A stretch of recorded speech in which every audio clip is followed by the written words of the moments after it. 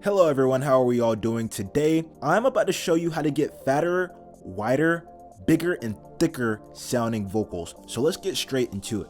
So in this video, I'm gonna go over 4 different ways to achieve this goal. Let's go over the first one. First thing is a bit of saturation. If you don't know what saturation is, it's harmonic distortion. Now you can use harmonic distortion to actually make your mix sound brighter. That type of harmonic distortion will be called an exciter. It's essentially just adding harmonic distortion to the higher frequencies of your audio signal. And then you have saturation. Saturation applies harmonic distortion to the entirety of the frequencies of your audio signal. What this is gonna do is give your vocals a nice layer of warmth, and it's gonna give the perception that they're actually bigger and thicker than what they are. So let me play this song for you. I'm gonna add a bit of the tube saturation right here, give you an example. It's when I get to talking, yeah, and get the feeling that it's nothing to do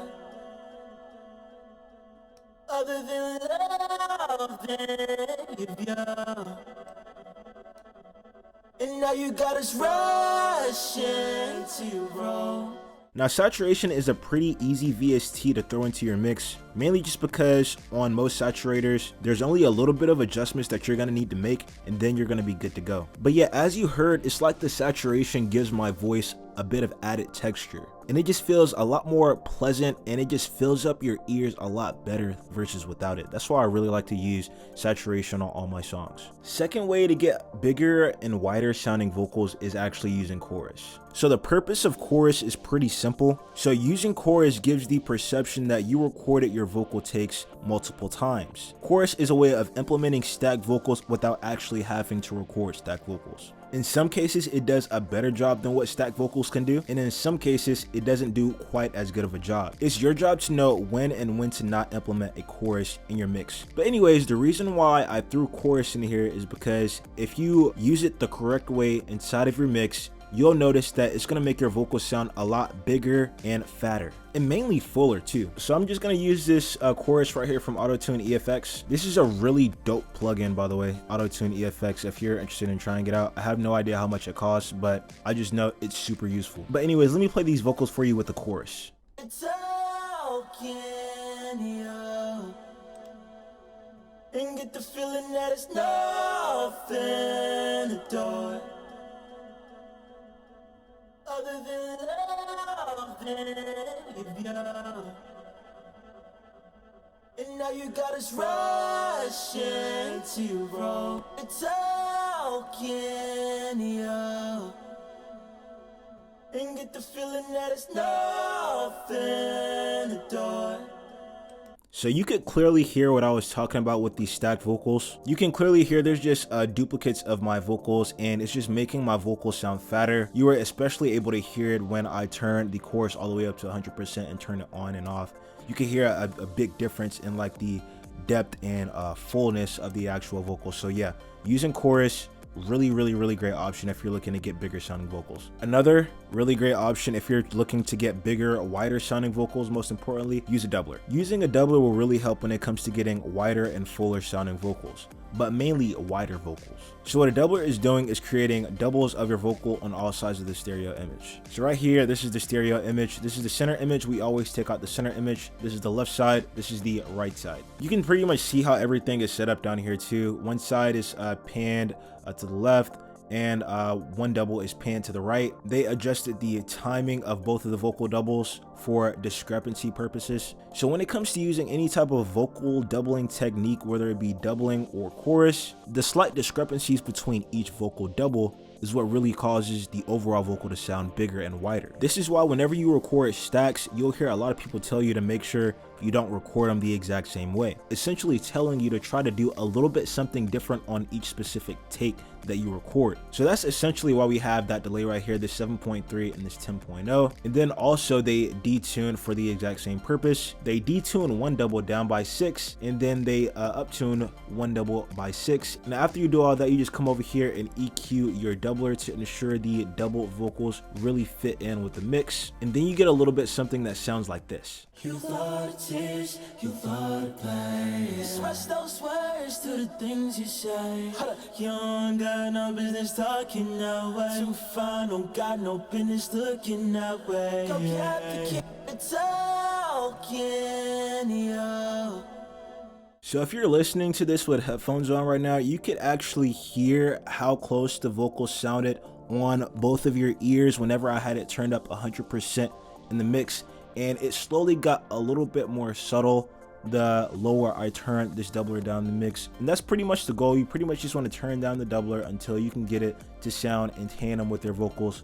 All right, everyone, so the last but probably the longest way as well of getting thicker, fatter vocals is by using parallel compression. So the goal of using parallel compression is to take a wet compression signal, a dry compression signal, blend them both together to create a bigger and stronger sounding vocal. How we're going to do this is by essentially rendering out a copy of all of our vocals. Now we're going to route that copy of our vocals to the proper track that we need to. Then after, we're going to put a compressor on that copy of our vocals and make sure we compress the hell out of it. We have to make sure we're compressing that vocal down so much to the point where we're only getting the bare bones out of that audio signal. Then we're going to come back and blend that in with the compression that we already have on our vocal bus. So let's do just that. All right, everyone, so I just finished making the adjustments for my parallel compressor. I'm going to explain to you how I set everything up, then I'm going to let you listen to what I did. So in order to set up the parallel compressor, just like how I said earlier, you need to render out a copy of your vocal. So in order to do that, you need to figure out which vocals you want inside of this parallel compressor track in order to make your overall track sound a lot fuller. You can either use parallel compression on your whole entire song or just a part of the song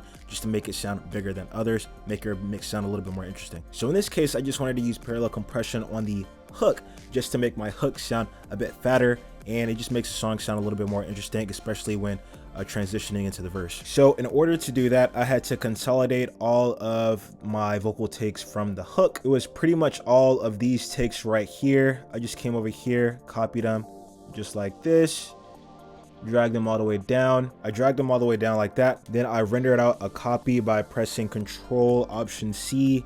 It may be a bit different for you depending on what type of computer you're in, as well as what type of digital audio workstation you're in, but that's all I had to do essentially. So after that, this was the copy that popped up for me. Also, another thing that I should know before you render out that copy, make sure that you turn all of your effects off except for your de-esser, compressors, and equalizers. Make sure every other effect is off though. But after that, you should have this thing pop up. This is the copy of all of those vocals that you just wanted to copy down here. So once you have that, what you're gonna do is come over here and you're gonna place this thing in its own insert. I placed this on insert 84 or track 84. After that, I just came to track 84. First thing I did was throw an equalizer on here just to make sure I was taking care of like the basic frequencies that I know I'm probably gonna have trouble with. Then after I came on with the equalizer, I came on with the compressor. I'm using super duper aggressive compression on this, 20:1 ratio. I'm getting somewhere around 20 dB of gain reduction out of this compressor. It goes way past this